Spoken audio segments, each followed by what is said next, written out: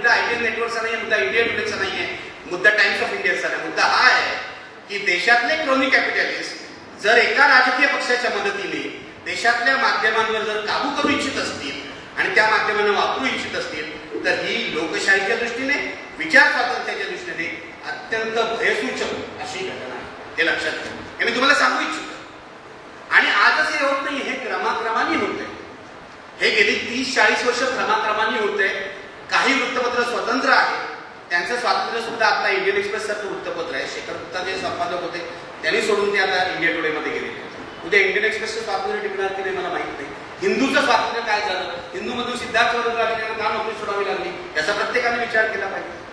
माझं दुःख हे आहे की ज्यांच्यासाठी आम्ही आयुष्यभर काम करतो ती सर्वसामान्य माणसंच या घटना गंभीरपणे घेत नाही.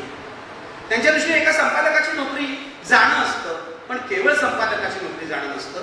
मी जेव्हा वृत्तपत्रांच्या मालकांनी स्वस्तात द्यायला सुरुवात केली, 1 रुपयामध्ये द्यायला सांगितलं सुरुवात केली, तेव्हाच लेख लिहिला होता की हेच धोक्याचं चिन्ह आहे. याचं कारण जेव्हा तुम्हाला वृत्तपत्राचा मालक 1 रुपयात पेपर देतो आणि तुम्ही तो घेता स्वस्तात मिळतो म्हणून, तेव्हा याचा अर्थ तो जे त्याच्यामध्ये छापेल ते तुम्ही स्वीकारायला तयार आहात, कमी पैशात मिळतं. भारतातली वृत्तपत्र जर स्वतःच्या पायावर उभी राहायची असतील तर वाचकांनी किंवा प्रेक्षकांनी टेलिव्हिजनचा त्याचा योग्य तो मोबदला त्यांना दिला पाहिजे, तरच स्वतंत्र पत्रकारिता टिकेल. लक्षात. नाहीतर आज भारतातली बहुसंख्य म्हणजे माझ्यामध्ये 99% टेलिव्हिजन चॅनल्स ही तोट्यामध्ये आहे. आणि अशा तोट्यामध्ये असलेल्या टेलिव्हिजन चॅनल्सना तोटा भरून काढण्यासाठी राजकारण्यांच्या काळ्या पैशाचा वापर करावा लागतो किंवा पांढऱ्या पैशांचा वापर करावा लागतो. तुम्हाला माहिती आहे निवडणुकीत किती खर्च झालाय? सर्व मिळून 30,000 कोटी रुपये खर्च झाले, सर्व मिळून. त्याच्यात इलेक्शन कमिशनचा खर्च यापैकी प्रसिद्धीवर किती खर्च झाला याचा अंदाज अजून कोणाला बांधता येत नाही. थोड्या दिवसांनी ते हिशोब, कारण अजून काँग्रेस आणि बीजेपीने हिशोब दिलेले नाहीये, देतील ते अधिकृत हिशोब देतील. आणि हा मी पांढऱ्या पैशाचा हिशोब सांगतोय, मी काळ्या पैशाचा हिशोब सांगत नाही. किमान माझ्या मते 8 ते 10,000 कोटी रुपये किती प्रसिद्धीवर खर्च झाले. This is the most expensive election after 1952. 1952 नंतरची सगळ्यात खर्चिक निवडणूक आहे आणि इलेक्शन आयोग काहीच करू शकत नाही. टाइम्स ऑफ इंडियामध्ये 1 फुल पेज जाहिरात घ्यायची असेल सर्व एडिशन मध्ये तर माझ्या मते 1.5 कोटीपेक्षा जास्त रुपये लागतात. तुम्ही चौकशी करा. अशा नरेंद्र मोदींच्या आणि राहुल गांधींच्या किती जाहिराती आल्या ते मोजा. आणि केवळ टाइम्स ऑफ इंडिया सगळ्या पेपरमध्ये आला.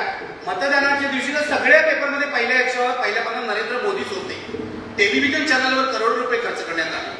काही टेलिव्हिजन चॅनलला म्हणजे हे छापून आलेले इंडिया टीव्ही सारख्या टेलिव्हिजन चॅनलला तर पहिल्यापासून नरेंद्र मोदीच आर्थिक पुरवठा. काय करायचं आपण सगळं? जर अशा प्रकारे चालत असेल, आमचा आवाज आतापर्यंत टिकून राहिला. मी तुम्हाला हे सांगतो 2007 पासून हे चॅनल मी चालवतोय. या चॅनलमध्ये सुद्धा राजकीय नेते आहेत भागीदार. ते चालवत नाही, ते चालवतोय मी किंवा पत्रकार चालवत आहे. पण मला तुम्हाला हे सांगितलं पाहिजे गेल्या 7 वर्षामध्ये या राजकीय इन्व्हेस्टर्सना एकदाही कधीही आम्ही ढवळाढवळ करायला दिली नाही. आणि त्यासाठी आम्हाला काय त्रास सहन करायला लागला ही एक वेगळी कथा आहे.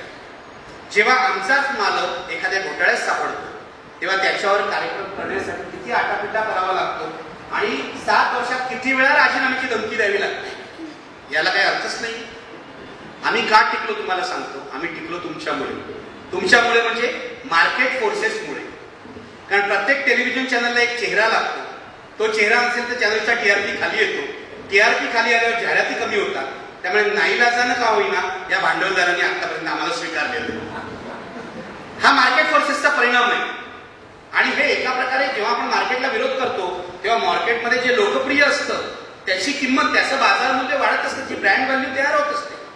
तुम्ही एक लक्षात घ्या, म्हणजे या देशामध्ये अर्णव गोस्वामी असतील, राजदीप सरदेसाई असतील, बरकादूत असतील, प्रणव राज असतील, यांची ब्रँड व्हॅल्यू तयार झालेली आहे. आणि त्या ब्रँड व्हॅल्यूमुळे त्यांना ठेवणं आवश्यक आहे असं आजपर्यंत मालकांना वाटत होतं. यापुढे वाटेल की नाही मला माहिती नाही.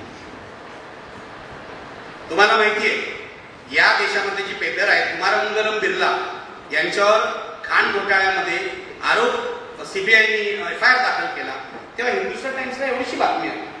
कारण बिर्लांचाच पेपर आहे, बाकी पेपरमध्ये हेडलाईन्स होते. कोळसा घोटाळ्यामध्ये मालक अडकल्यावर संपादकांनी काय करायचं हा संपादकाच्या दृष्टीने फारच लढाईचा विषय असतो आणि त्यासाठी काय काय करावं लागतं याचा अनुभव मी घेतलेला आहे. मी आज इथे अशासाठी बोलतोय, मला माहिती याचे काय परिणाम होणार आहेत, त्या परिणामाला मी तयार की हे बोलल्याशिवाय आता होणार नाही. माझं माध्यमातल्या सहकार्यांना सर्वांना सांगणं आहे, आणि खासगीतही सांगितलं की आपल्याला जायचं आहे बाहेर तर आपण लढून जाऊया. आपण या भांडवलदारांना अंगावर घेऊ, कारण ही स्वातंत्र्याची लढाई आहे, ही अघोषित आणीबाणी आहे देशातली, हे लक्षात घ्या. या देशामध्ये आता घोषित आणीबाणी कधी येणार नाही, कोणतेही सरकार आणीबाणी जाहीर करणार नाही, पण भांडवलदारांच्या आणि विविध समाज घटकांच्या मदतीने कायम माध्यमांचा आणि आविष्कार स्वातंत्र्याचा गळा दाबलाच आहे, हे मी तुम्हाला सांगतो. हे बोलल्याबद्दल माझं काय होणार आहे मला माहित नाही, पण ते होण्याची मी तयारी केलेली आहे, कारण सामान बांधून तयार आहे. आणि वारंवार मी जे सांगतो ते आज पुन्हा एकदा सांगतो की जो चांगला संपादक असतो, आचार्य जावडेकर म्हणाले होते, तो आपला राजीनामा सतत पुष्ट ठेवतो, कारण त्याला विवेकाशी देणं घेणं असतं. मी माझा विचार मांडावा किंवा सर्व तऱ्हेचा चांगला जर्नलिझम करावा म्हणून जर संपादक असेल तर मालकाचं डिक्टेशन मी नाही घेणार. मी मालकाचं काय मत याचा विचार कर, मी मालकाला सांगेन बाबा तू लेख दे, तुझ्या विरुद्ध सुद्धा मी लेख छाप. I need that kind of freedom. आणि हे एकेकाळी गोयंकांनी दिलं होतं. रामनाथ गोयंकांबद्दल काय फार माझं चांगलं मत नाहीये, पण आजच्या मालकांपेक्षा ते खूपच चांगले होते असं म्हणायची वेळ. म्हणजे रामनाथ गोयंका मुळगावकरांना आदर देत होते, कुलदीप नय्यरना आदर देत होते, अरुण शौरीला त्यांनी काढलं शेवटी, पण जेव्हा होता तेव्हा तर आदर देत होते. आजचे संपादक, आजचे मालक आपल्या संपादकांना अक्षरशः पुढे असण्यासाठी वागवतात, ही वस्तुस्थिती आहे. मला नावं घेऊन बोलायची नाही, अपवाद आहे त्याला. मालकांमध्ये पण अपवाद आहेत, संपादकांमध्ये पण अपवाद आहेत, पण ते किती टक्के अपवाद आहे? 10%, 5%, 2%, 1%, मायनॉरिटी अपवाद आहे, खूपच कमी अपवाद आहे. तुम्हाला सांग, माझं म्हणणं ही अत्यंत धोकादायक परिस्थिती आहे. आणि कुठेतरी मला असं वाटतं, कुठेतरी लोकांनी यामध्ये दखल दिल्याशिवाय लोक आम्हाला सांगा आम्ही तुमच्या पाठीशी आहोत. म्हणजे काय, म्हणजे काय करणार तुम्ही? माझं चॅनल चालवायला मला वर्षाला 50 कोटी रुपये लागतात. मी असं कधी कधी विचार करतो, मी फार स्वप्न बघतो की महाराष्ट्राची लोकसंख्या 10 कोटी आहे, मला प्रत्येकाने 5 रुपये दिले तरी 50 कोटी होतात. पण ते देणार नाहीत लोक, कारण महानगर जेव्हा बंद पडला तेव्हा तुम्ही कर्जबाजारी झालो आणि बंद पडला, हे लक्षात घ्या. माझं इतकंच म्हणणं आहे की आम्ही वाडगा घेऊन लोकांकडे जाणार नाही. आम्ही जर 30-35 वर्षात नीट काम केलं असेल तर लोकांची सुद्धा काहीतरी जबाबदारी आहे चांगल्या गोष्टी टिकाव्यात, नाहीतर नाही टिकणार. आम्हाला आमच्या नोकरीची चिंता नाही, जगायचं कशी चिंता नाही, ते आम्ही जगू, नाहीतर नाही चिंता. पण या देशातला मतदार असेल किंवा सर्वसामान्य माणूस असेल या परिस्थितीचा विचार करणार आहे का?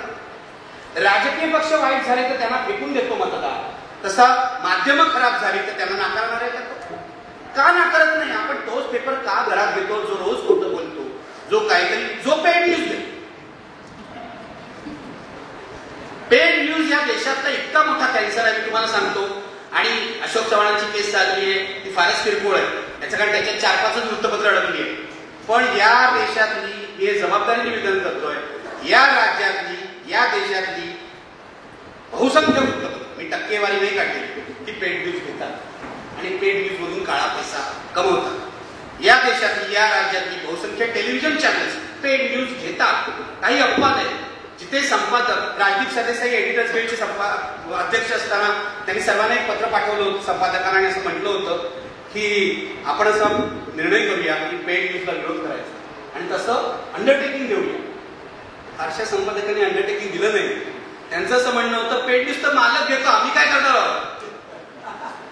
आम्ही जर विरोध केला तर आमच्या नोकऱ्या जातील. मी तुम्हाला खरंच सांगतो, खूप भयावह धोकादायक परिस्थिती आहे आणि आज निर्माण अचानक झालेली नाही. गेली 6 वर्ष आम्ही अनुभवतो. युपीएच्या काळात सुद्धा माध्यमांवर दबाव आणण्याचे प्रयत्न झाले. केजरीवाल यांना दाखवू नये, अण्णा हजारेंचे आंदोलन दाखवू नये म्हणून दबाव आणला. पण दबाव आला तरी सुद्धा त्या दबावाला जर आम्ही बळी पडलो नाही आणि चालू ठेवलं तर मग ही माणसं गप्प बसली होती. आता जो दबाव येतोय तो तुमच्या नोकरीवरच गदा येते, हे लक्षात. आता अधिक घातक दबाव, ही माणसं आहेत ना, ही तथाकथित डाव्या विचाराची माणसं आहेत, त्यांना बाजूला करा आणि आपली माणसं तिथे बसवा. इतकं सोपं आहे सगळं. आणि जशी समाजामध्ये लाचारी आहे तशी पत्रकारितेत सुद्धा लाचारी आहे. अनेक लाचार पत्रकार तयार आहे बड्या भांडवलदारांचे संपादक बनायला आणि मोठमोठे पगार घ्यायला. त्यामुळे तिथे काय वेगळी परिस्थिती नाहीये. मुद्दा असा आहे की आपण या सगळ्याविषयी कधी विचार करणार, प्रेक्षक म्हणून, वाचक म्हणून. आणि आपल्यावर हे चालतं, तुम्ही जर आमचं चॅनल बघितलं नाही तर त्या चॅनलला जाहिराती मिळणार नाही. तुम्ही जर एखादं वृत्तपत्र खरेदी केलं नाही तर त्याला जाहिराती मिळणार नाहीत आणि त्या सगळं आर्थिक गणित बिघडेल. लक्षात घ्या, आपण जी पीपल्स पॉवर आहे ती माध्यमांमध्ये कधी दाखवणार, लोकशक्ती कधी दाखवणार.